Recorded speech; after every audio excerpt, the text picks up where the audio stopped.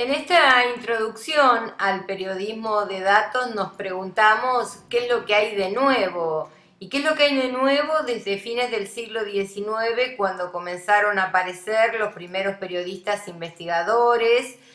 como Jacob Rips, que analizó la estadística asociada a la imagen como elementos de denuncia? Esto ocurría entre fines del siglo XIX y principios del siglo XX. Y desde allí, el nacimiento del periodismo de investigación tal cual como lo conocemos hoy, pasamos a la década del 60 del siglo pasado, cuando el maestro Philip Meyer escribe su libro Periodismo de Precisión, en el que aplica por primera vez en la historia del periodismo las técnicas de la investigación social aplicadas a la investigación periodística, como bien se lee en este artículo, donde explora las causas de los disturbios raciales en la ciudad de Detroit. Y estas técnicas involucran tanto técnicas cualitativas como cuantitativas, pero nos interesan en periodismo de datos básicamente las cuantitativas, tanto la investigación descriptiva, que analiza todos los casos, como el caso del censo, y la estadística inferencial, como la que estudia las encuestas, porque nos permite el análisis predictivo. Y del periodismo de precisión pasamos al periodismo asistido por computadoras, que es el que introduce el uso de hojas de cálculo como herramientas para procesar datos. Este periodismo fue muy usado y sigue siendo muy aplicado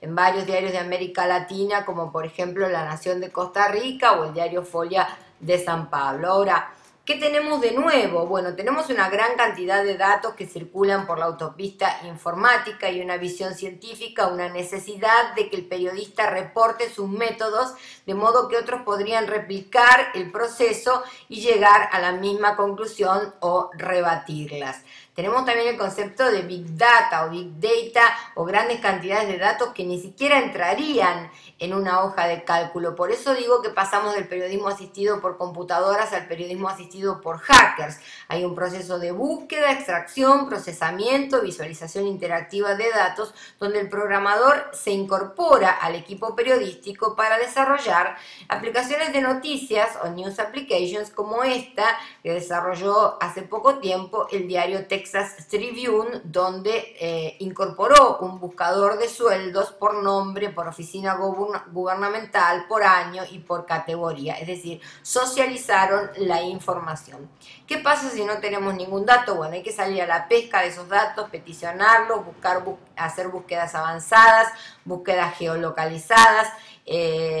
consultar bases de datos interactivas, pero también monitorear las redes sociales, ya que allí hay mucha información. En cuanto al proceso, bueno, tenemos datos que no podemos extraer, como en este caso, que es un PDF de una imagen. En ese caso necesitamos el concepto del scrapping de datos, que son programas informáticos o técnicas de programación que extraen datos, los raspan de alguna manera a través de lenguajes de programación para darnos esos datos que van a estar desestructurados, los van a volver a estructurar, y ahí aparece el concepto de la minería de datos, porque una vez que esos datos están estructurados, necesitamos detectar patrones sobre ese gran conjunto de datos, y estos patrones pueden ser relaciones entre variables cualitativas, relaciones entre valores, relaciones entre jerarquías, cálculos de distintas proporciones, frecuencias, es decir, transformar datos abstractos en datos inteligentes. Es decir, por un lado tenemos, como en este caso el diario La Nación de Argentina, artículos basados en datos, en grandes cantidades de datos, y también aplicaciones de noticias como estas que se han desarrollado por ejemplo, en el Reino Unido, para averiguar hacia dónde va nuestro dinero, qué es lo que se hace con el dinero público. Y esto no solamente pasa en los países del primer mundo, también ocurre en la Argentina y en otros países de América Latina y del mundo de habla hispana, donde se están desarrollando aplicaciones de noticias que nos permiten mejorar los niveles de transparencia y de esta manera tener sociedades mejor informadas. Muchas gracias.